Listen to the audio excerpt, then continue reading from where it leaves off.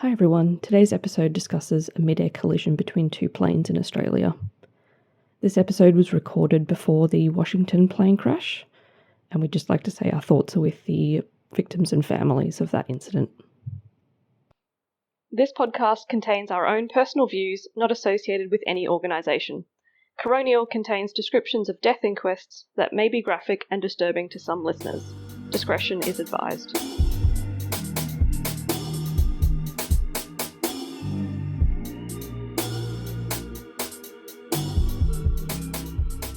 Hello everybody and welcome back to Coronial. I'm Alice. I'm Emma.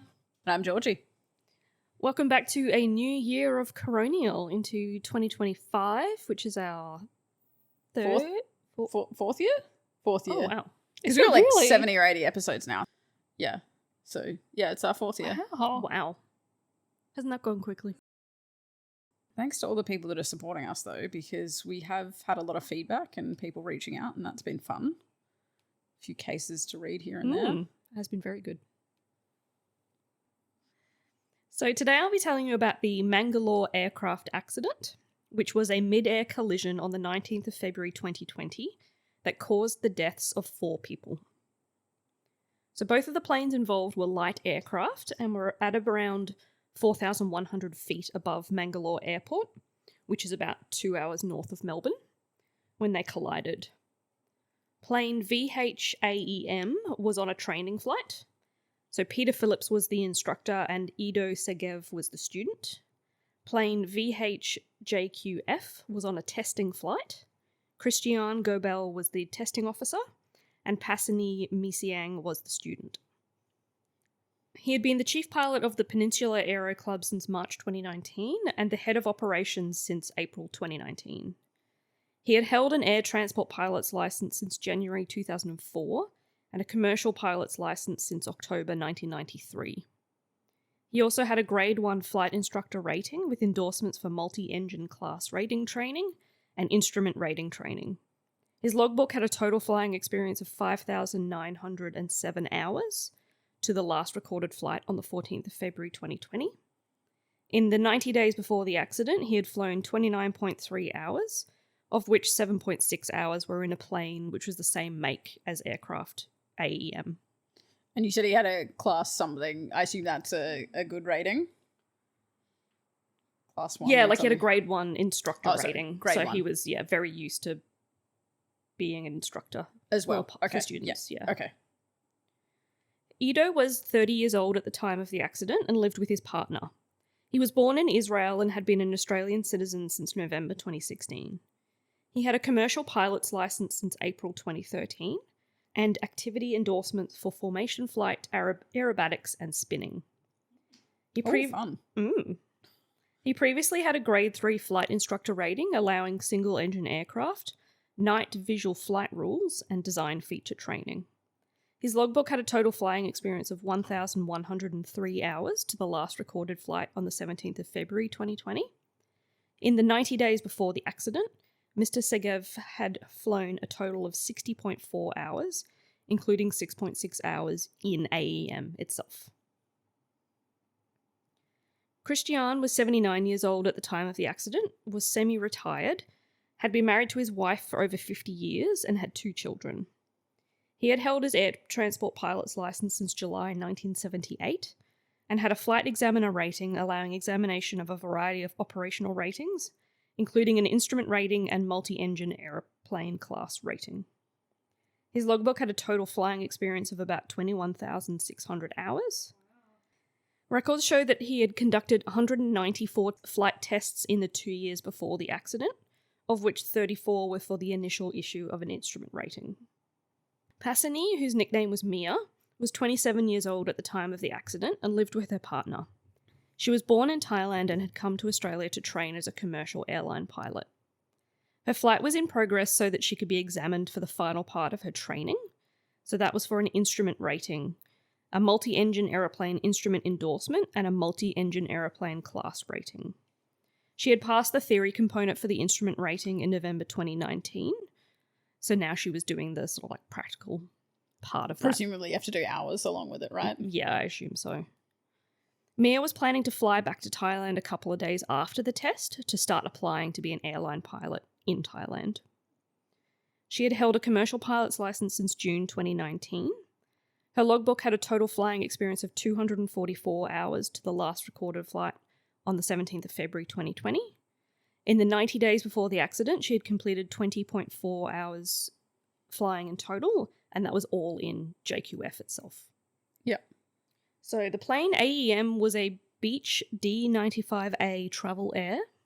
Absolutely. Yep. Yes, I recognise those very well.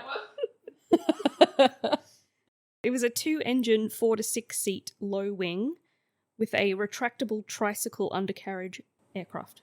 So 3 wheels. Yes. And And obviously small. a very small Small plane, 3 wheels. 4 to 3 6 wheels seats. retract.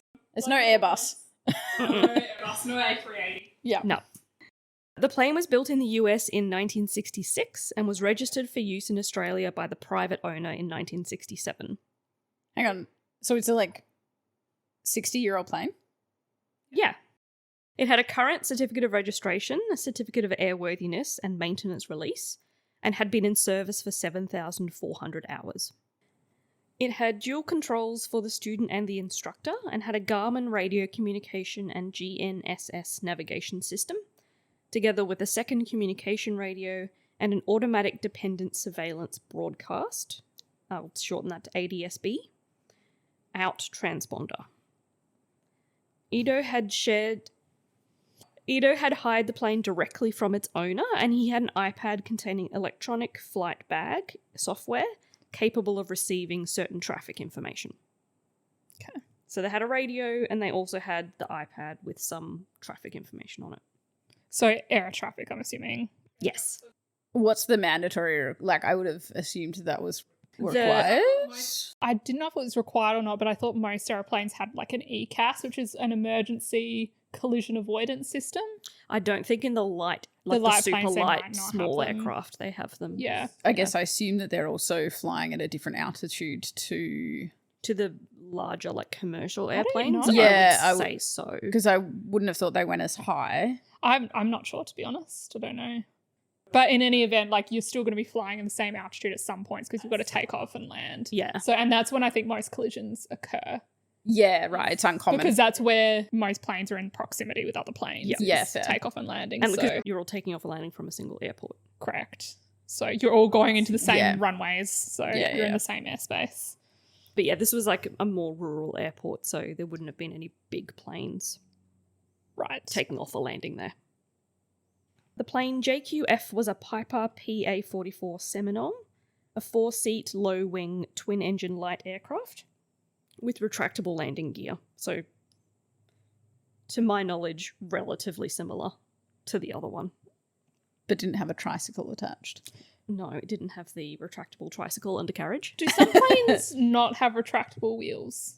Are they just flying around with Yes. their wheels out? I think some of them do, yeah. I would assume that's rarer now. I Yeah, you would but assume of so old school because planes, yes. the aerodynamics would not be great. Yeah, pretty much. Yeah. The plane was built in the US in 1979 and registered in Australia in 1990. It was owned by Moorabbin Aviation Services and had a current certificate of registration, certificate of airworthiness, and maintenance release. It had been in service for 11,190 hours. It also had dual controls for the student and instructor and the same communication and navigation systems as AEM. Mhm. So essentially they were the same plane, just different makes. Yeah. One was older but had less flying hours, and the other Yep. was younger but had more flying hours. Yep. Fair. At the time of the accident, there was an air traffic controller working to oversee the controlled airspace above Mangalore Airport. He had been employed by Air Services Australia since 1989. In 1996, he was issued with ratings for area procedural control and area radar control and an endorsement for the Alpine sector in January 2012. So essentially, he'd been doing that job for a while and Yep. was appropriately licensed Qualified, yep. to do it. Mangalore is a non-controlled aerodrome that operates on a common traffic advisory frequency, which is CTAF, that is shared with 4 other airfields in the local area. This frequency isn't monitored by air traffic control in Melbourne and is not recorded. So it's completely separate to the Melbourne airport And space. what I'm getting from that is that it's a fairly small airport then, or runway. Yeah, okay. Yeah. Mangalore has a navigation aid known as VOR, which is a radio navigational system which produces continuous indication of bearing from the selected VOR ground station. So the air traffic controller has a display that they can look at that has the traffic. Okay. Yep. Seems logical. Yeah. Okay. Airspace in Australia is separated into different classes that may either be controlled, so that's class A, C, D, and E, or non-controlled, which is class G. In this case, both planes were operating in class G non-controlled airspace under instrument flight rules and were in contact with the Melbourne Centre. So instrument flight rules are a set of regulations that allow a pilot to operate a plane in instrument meteorological conditions, which have much lower weather minimums than visual flight rules. IFR flying means navigating a plane through rough weather conditions, heavy clouds, or under the darkness of night, leveraging cockpit instruments such as altimeters, GPS systems, and vertical speed indicators. In Class G airspace, air traffic controllers provide a flight information service to IFR aircraft about conflicting IFR and observed visual flight rules flights.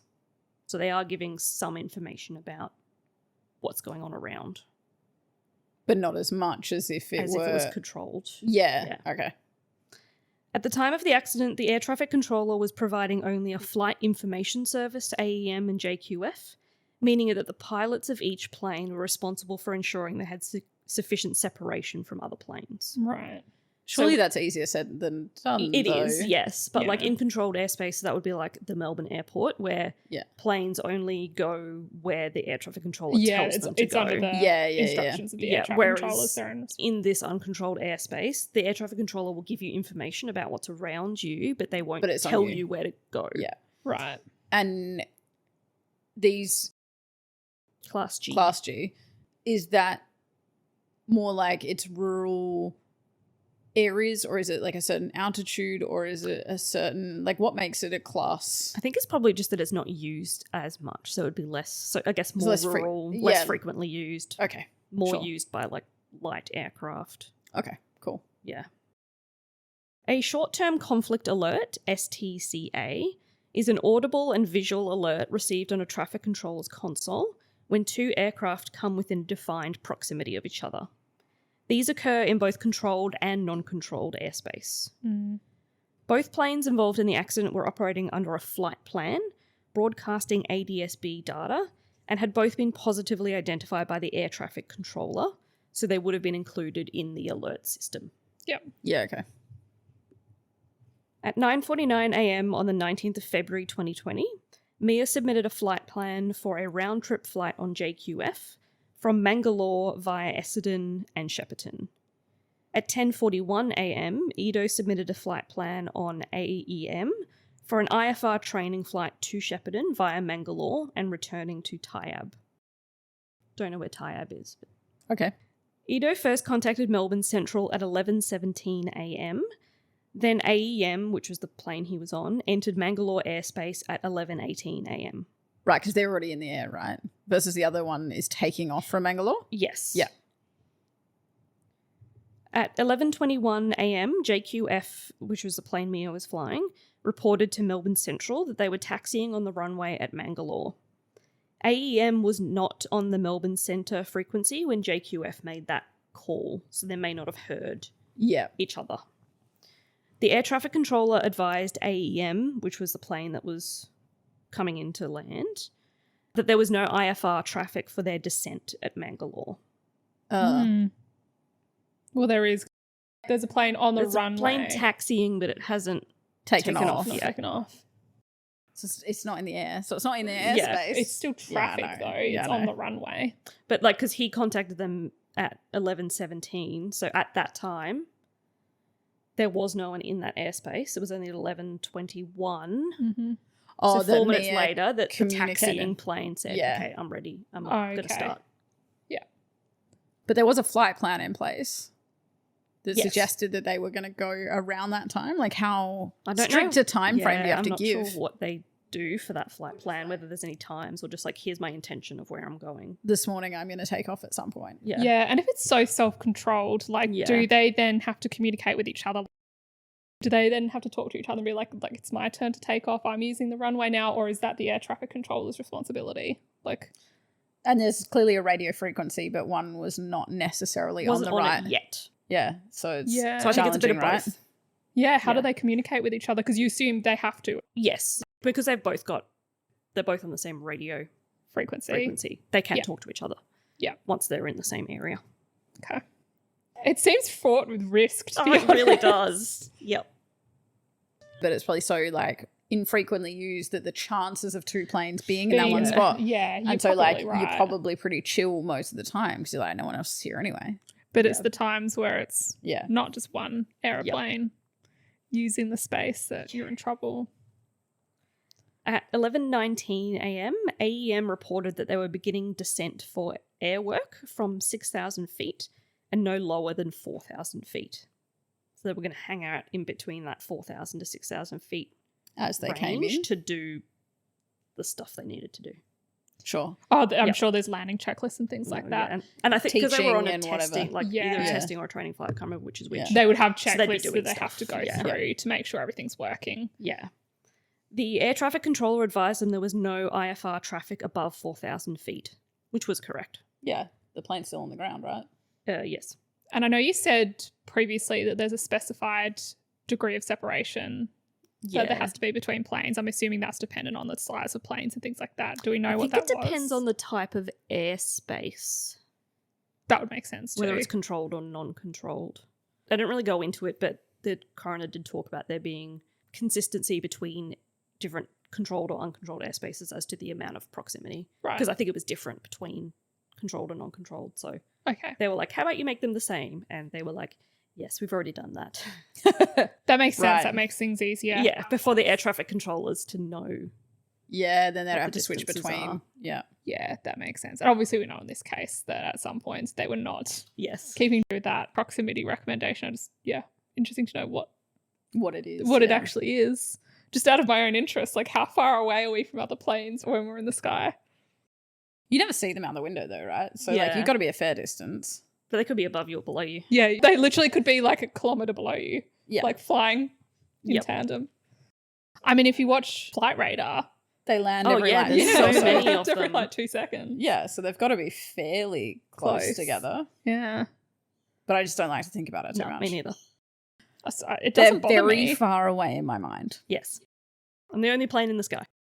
The risk of an actual mid-air collision is extremely, extremely low. Yes. So I'm not actually that concerned about it. It's But just not interesting zero. to me. No, not Yeah, but zero. nothing's ever zero. Fair.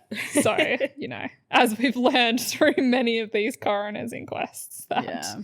there are risks everywhere. At 11:20 a.m., the air traffic controller reassessed that JQF was relevant IFR traffic, and at a point in time between 11:20:17, that's 17 seconds, and 11:20:20, passed amended air traffic information to AEM about JQF. This amended air traffic information was acknowledged by AEM. So essentially we talked about, this person knew they were there and then this person was on the runway, but the air traffic controller's been like, okay, now you guys are relevant to each other. You know Yeah, each other's So there. let's let you know. They've done an introduction, is essentially what's happened. Yeah. It's like, hey, plane one, meet plane two. Yeah, they're going to be near Be you. friends. Yeah. Well, not too close though. At 11:22 a.m., JQF made a departure call from Mangalore, advising Melbourne Central that they were passing 2,700 feet on climb to 7,000 feet.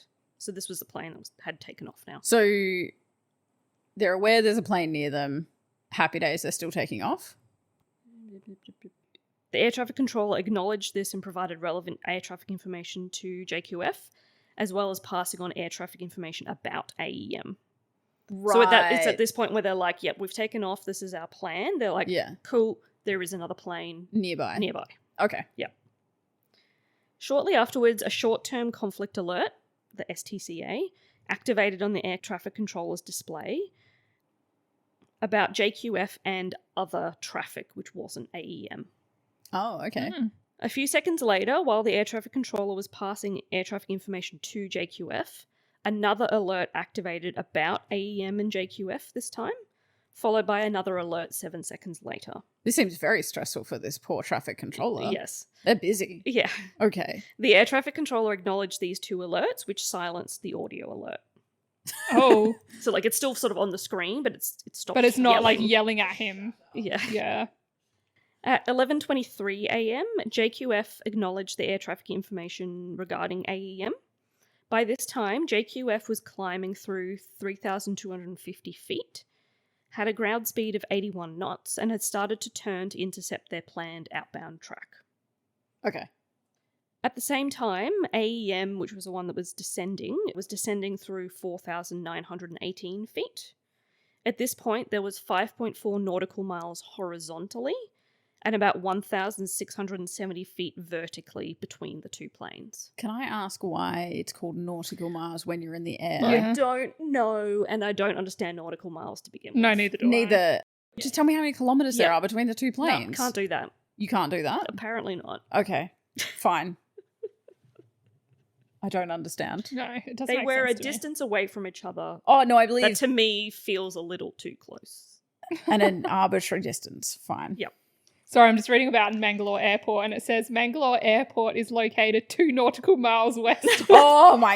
No. It does. Stop it. Wikipedia. Oh, yeah, okay. A nautical mile is a unit of measurement used in air, marine, and space navigation. Oh, and space too. There you go. But why? Apparently, 2 nautical miles is 3.7 kilometers.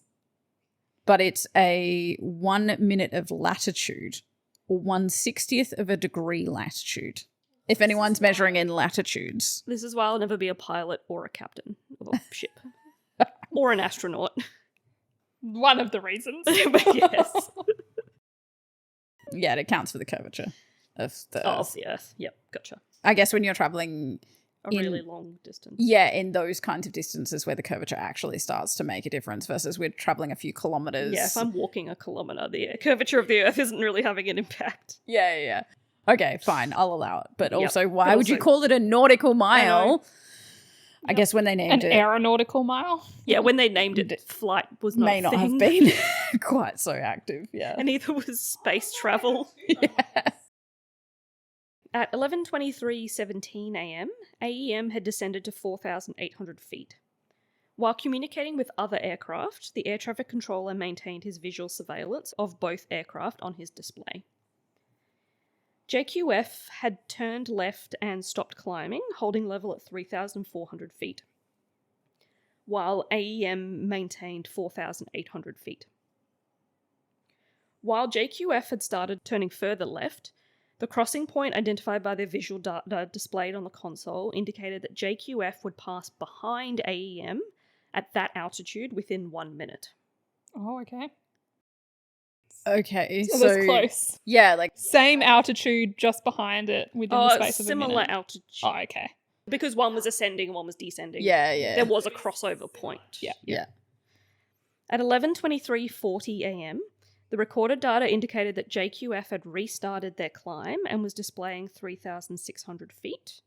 And at 11:23:46 a.m., AEM had restarted descent and was displaying 4,700 feet. restarted. Did they both plateau for I think a they second? both plateaued, yeah. Okay. Along with AEM and JQF, there were 6 other aircraft either taxiing on the ground at Mangalore, operating in the circuit area, or in the local area monitoring the Mangalore frequency. Okay, Okay, it's so not it's a that bit rural. busier than Yeah. I was imagining. One of the crew of JQF made a rolling and circuit departure broadcast, and a pilot from AEM made an inbound broadcast.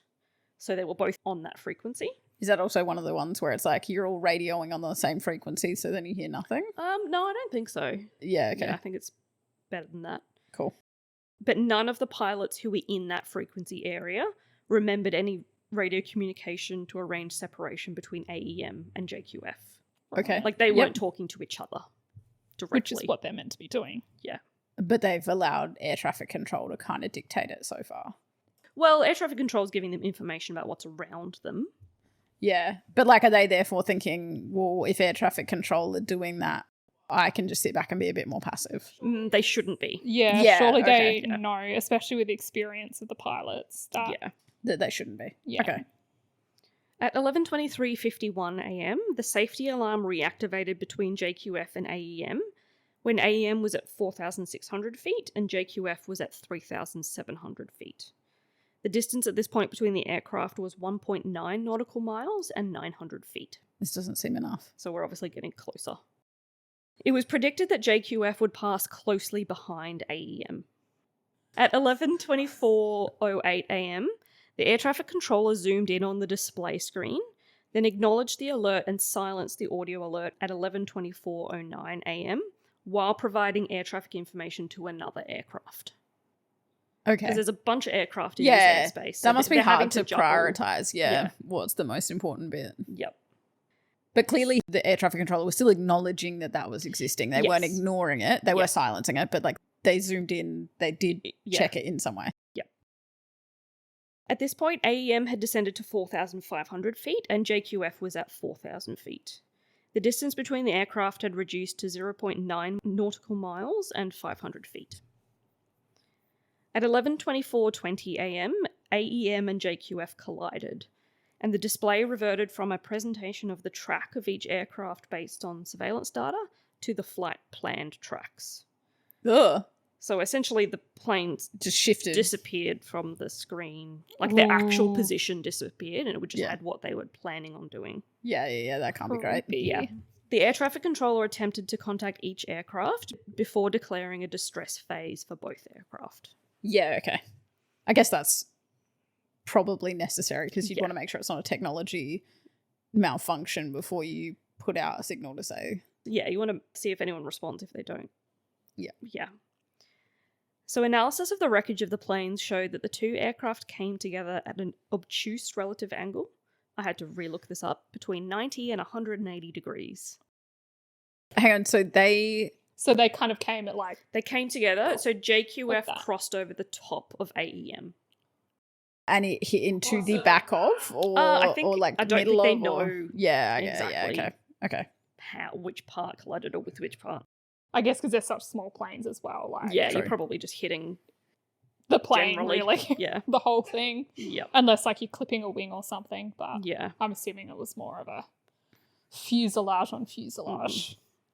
I am impressed by the level of detail down to the seconds that they were able to track from this. Yeah. Well, do they have a black box? Sorry, you probably already explained this and it's just... I assume they do, but I don't know whether they got this more from the air traffic controller's display. Yeah. Because I think they have a recording of that screen. Yeah, okay. So they'd have That all the would make times and sense. stuff. Yeah. A number of people witnessed either the collision or the planes falling to the ground. That's disturbing. Yeah.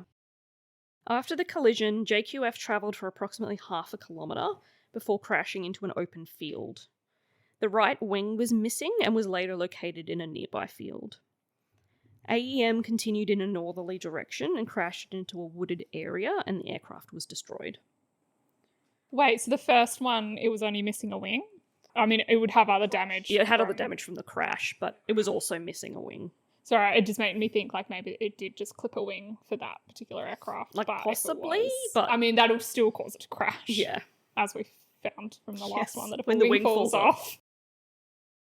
At 11:25:10 a.m., after communicating with another aircraft, because there's still a bunch of aircraft around, Yeah. the air traffic controller returned to the traffic scenario with AEM and JQF, and the data for both aircraft was no longer visible on the screen. Yes. At 11:27:44 a.m., the air traffic controller reported a possible mid-air collision between AEM and JQF. He continued to call both aircraft, but neither responded. And yeah, I wonder what happens in that. I'm sure there's protocols and escalations. Does that air traffic controller then have to try to keep managing that whilst also trying to manage the planes that are in the air? Yes.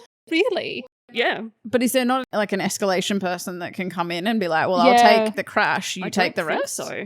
Yeah, wow. Because I think, especially, well, this is going to sound bad, but if they've crashed, you can't communicate with them anyway. Yeah, but also just like you would be feeling some type of way if that were you. yes. True. In that You'd want to be position, able to would step you be away. in the mental position to be Yeah. able to then... Yeah, and they didn't even go into that in the like inquest what the as to escalation what- process is. Yeah, like did he finish his shift early that day? Like, Yeah, I know with obviously larger airports and it's completely different. This is a smaller airport, but I'm pretty sure air traffic controllers have like a break every like 45 minutes to an hour. But I'm pretty sure they have to have like really regimented breaks, and there's always someone there to back up and swap with and stuff like that. So you would assume even at a small airport they'd at least have someone else like available to take over just in case this guy has a heart attack. Yeah. Look, they probably did have that, but they didn't go into that at all in the inquest. Yeah. So Christian's autopsy showed extensive fractures involving the face, chest, and abdominal region, as well as extensive injuries to the internal organs. And remind me, is this the plane that had the wing or the full destruction? That's the one that lost a wing. Okay. Yep. It was also found on his autopsy that there was significant ischemic heart disease, but that this was incidental and there was no evidence of a cardiac arrest. Is he the 79-year-old? Yes, he was the 79-year-old. Okay, well, yeah, he can have ischemic heart disease. He's in his 70s. He's almost 80. Yeah. Yep. Mia's autopsy showed multiple fractures and soft tissue injuries, and there was no significant natural disease. They also obviously took toxicology from them, and there were no drugs or alcohol. Yeah, one would assume that the pilots were all fine. Yeah. Ido and Peter were identified using the disaster victim identification protocol, as their remains were heavily fragmented. And they obviously couldn't get, I think one of them, they couldn't get any toxicological analysis. One of them, they got a limited amount, but again, didn't show anything. Oh, yeah, that's wild. Yep. An Air Services Australia investigation was conducted to determine whether all air traffic control procedures were correctly applied. The report identified that AEM and JQF acknowledged receipt of mutual traffic information. However, the aircraft continued on conflicting flight paths until they collided. Because they were IFR aircraft operating in Class G uncontrolled airspace, it was the pilot's responsibility to see and avoid each other and make broadcasts where reasonably necessary to do so to avoid collision. I guess we don't have enough detail as to like whether one swerved at some point. Yeah, no.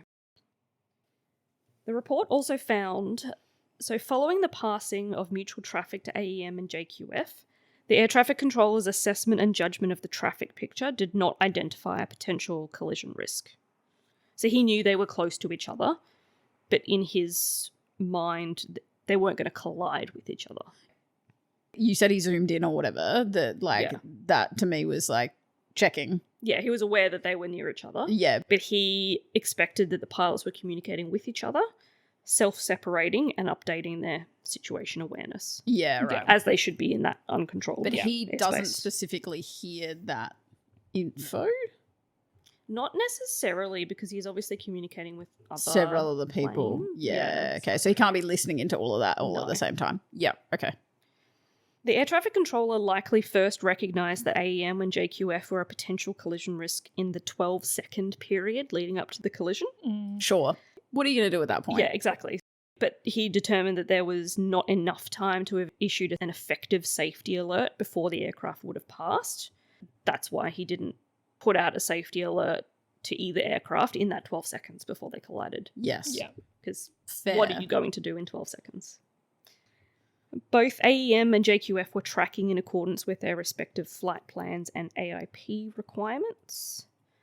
The pilot communications with air traffic control were generally consistent with the required terminology to be used, and the required content was included in the transmissions about where they were going. Yeah, it's weird that they were doing all of the other right things, but they never communicated with each other. Yep. The use of the en route safety alert parameters in the Melbourne Flight Information Region is contributing to the higher frequency of nuisance alerts, which increases controller workload and the potential for errors in decision making. So that's something else that report sort of flagged. Yeah. Fair, but also like if you know you're very close to someone else. Yeah. Make the chatter. So there was also an Air Transport Safety Bureau, so ATSB report, which identified 4 contributing safety factors. The pilots did not successfully maneuver or establish direct communications on the frequency to maintain separation, probably due to the collision risk not being recognised.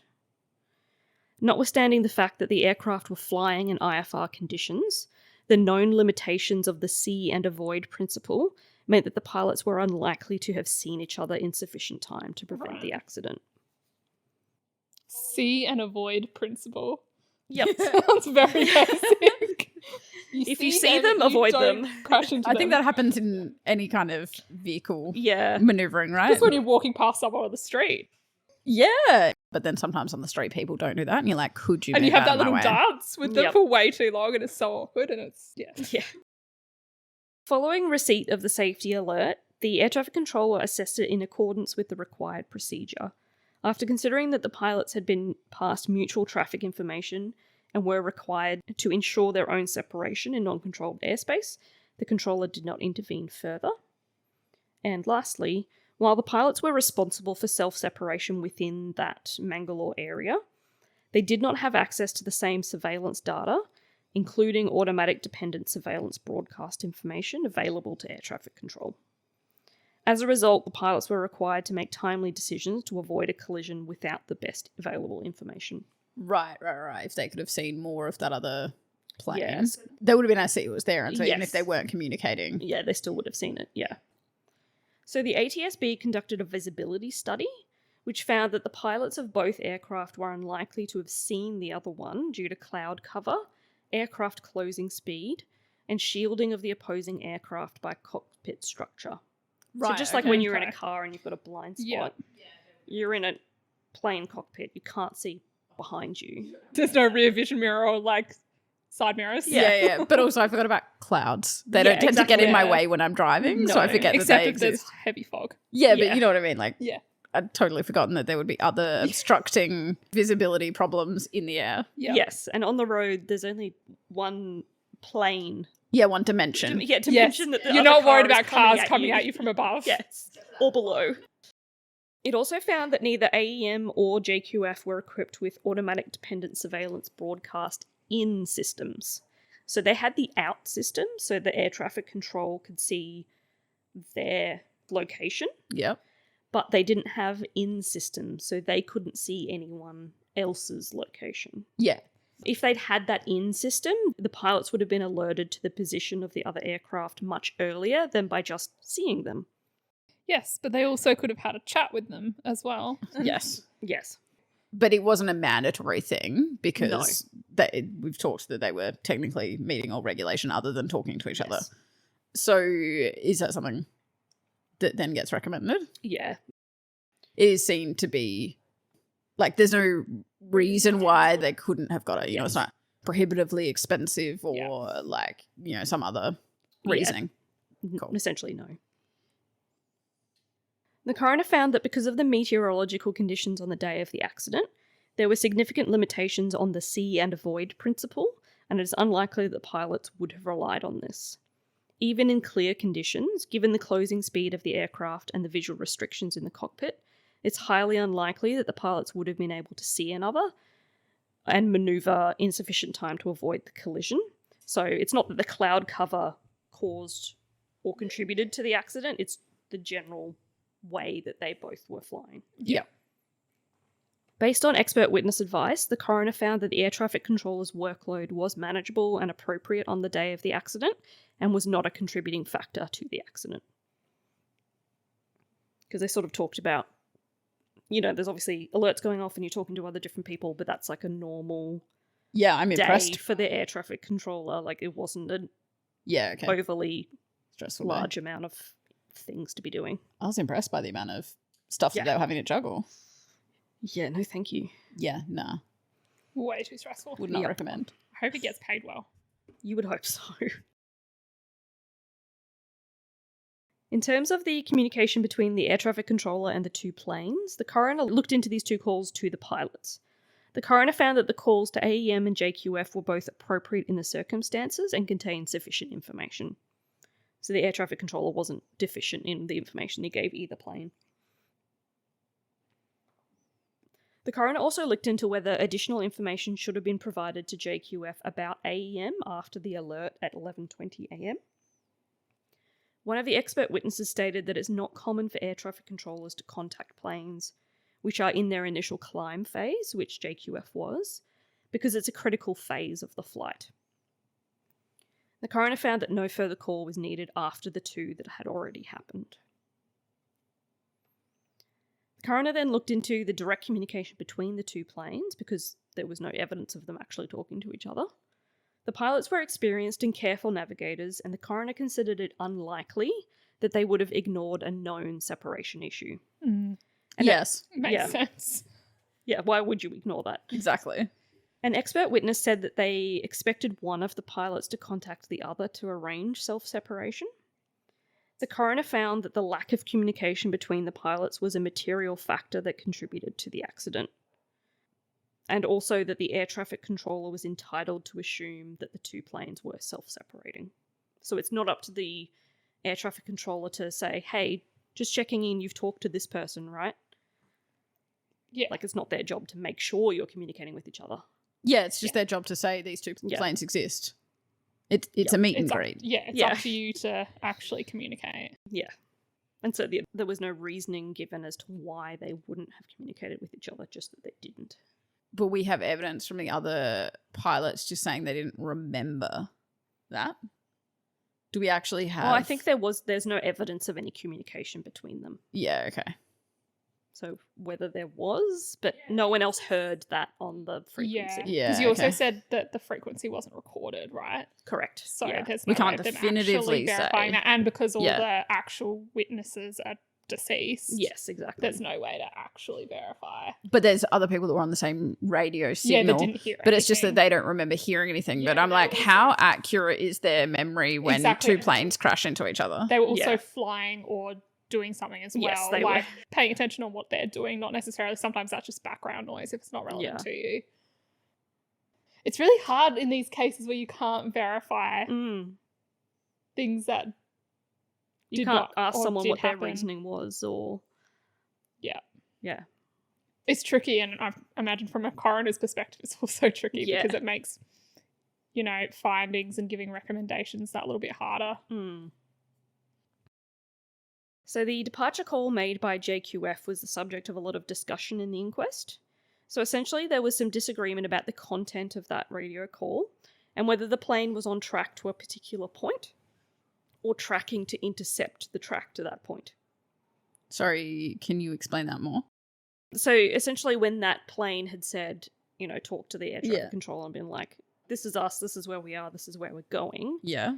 Did they mean that they were already on that track to hit that particular point? Or were they in a different spot, they were about to get to the track to go to that point? Yeah. Like, were they on road A or road B, essentially? Okay.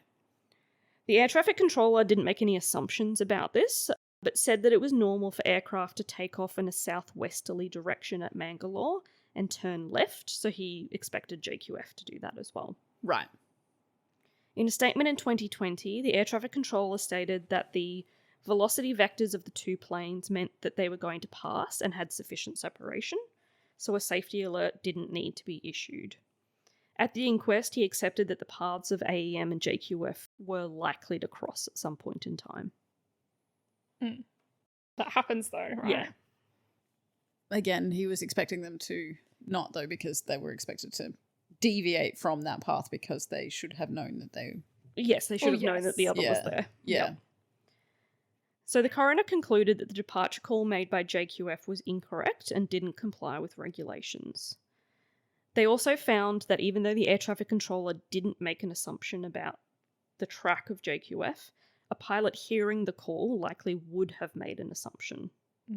So it may be that the other plane heard it and then misinterpreted what they said. Because he is an air traffic controller that deals with Mangalore, but if you're just someone who's flying in and you've not been there particularly often or never at all, then you don't necessarily have that insider knowledge. You may not know that they could take off and turn left. Yeah. Yeah. Yeah. Although it sounds like these pilots were probably fairly familiar It seems with like this it, particular but airport. I'm assuming with yeah. light aircraft, they're probably not flying that far. So if they're wouldn't located think in so. this area, they're probably flying used to around being there. those sorts of airports. Yeah.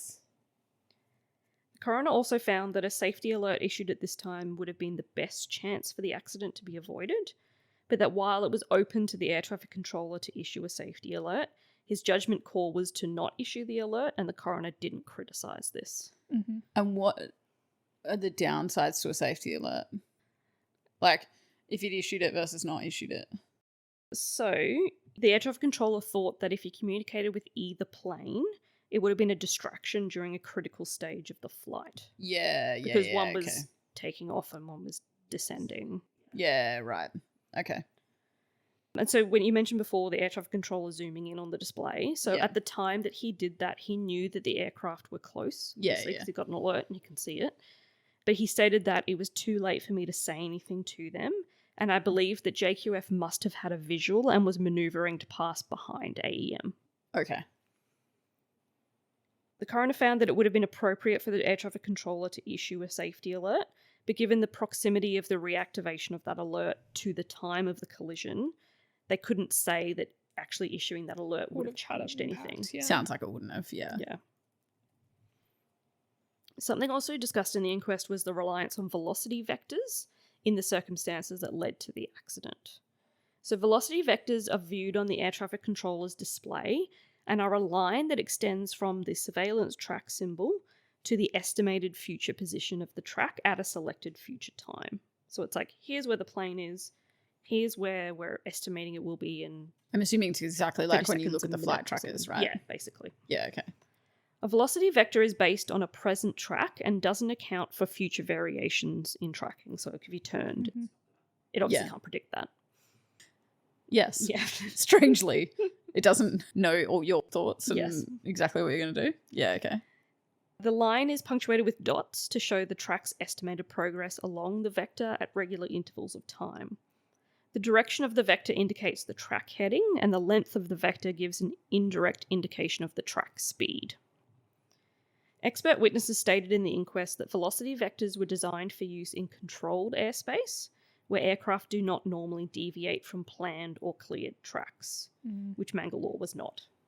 So they're used to being Interesting. used in a spot where it's like, you were going here and you were not going to, Yeah, this is where you're Deviate. going to go. yeah.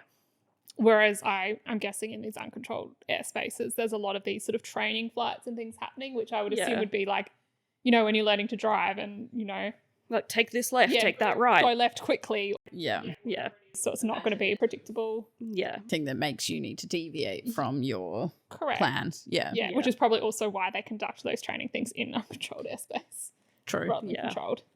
Well, I guess you can't be controlled, right? Yes. You just couldn't. Yeah. Yeah. It was also noted that velocity vectors are not as reliable when an aircraft is in a turn, which makes sense. It doesn't know how tight your turn is. The ATSB report identified a safety issue about the en route Supplement Australia procedure for Mangalore regarding the addition of 1,000 feet to the altitudes for instrument approaches to Mangalore. So the procedure did not detail whether the height was applied to the minimum descent altitude or to all approach altitudes. The ATSB issued a safety recommendation to the Civil Aviation Safety Authority, CASA, on the 31st of March 2022 for CASA to address this issue, which CASA did in October 2022. The final issue discussed in the inquest was the use, availability, and cost effectiveness of collision avoidance technologies that may prevent similar incidents. JQF and AEM both met the equipment requirements, including the ADSB out equipment. At the time that ADSB equipment became mandatory for IFR aircraft, there was no requirement for them to be fitted with the receiving equipment, which was the in systems. They only had out transmitting Yeah. capabilities. In December 2021, the Department of Infrastructure announced a $30 million fund to provide rebates to general aviation aircraft operators to fund up to $5,000 or 50% of the cost of installing ADSB transponder technology in their aircraft. Then, in May 2024, the federal government announced an additional $3.6 million over 3 years to extend and expand this rebate program. However, the rebate only applies to visual flight rules aircraft and has not been extended to instrument flight rules aircraft, which were the two aircraft that were involved. Yeah. And was that directly related to this inquest, or would you just think that was an otherwise federal implementation? I honestly or don't funding? know. It seems a little bit silly to implement it, but not directly to the people. Yeah, it doesn't really So it make makes me think it sense. was already sort of in the plans. Yeah. Okay. So, the coroner's recommendations were that CASA develop and disseminate educational materials for the aviation industry aimed at reinforcing the importance of accurate departure calls being made by pilots. And they said it was a matter for CASA to determine how they did that educational material, how it was disseminated to the industry. That Air Services Australia provide additional training to air traffic controllers on managing and responding to safety alerts within 5 nautical miles of aerodromes with similar aircraft movements to Mangalore. Specific to Mangalore. Yeah, essentially, I think they mean like non-controlled airspace where you've got people who could be making turns and... Like similar to Yeah. Mangalore. Yeah. Okay. That Air Services Australia should consider providing additional training to current and prospective air traffic controllers on the use of velocity vectors in uncontrolled airspace.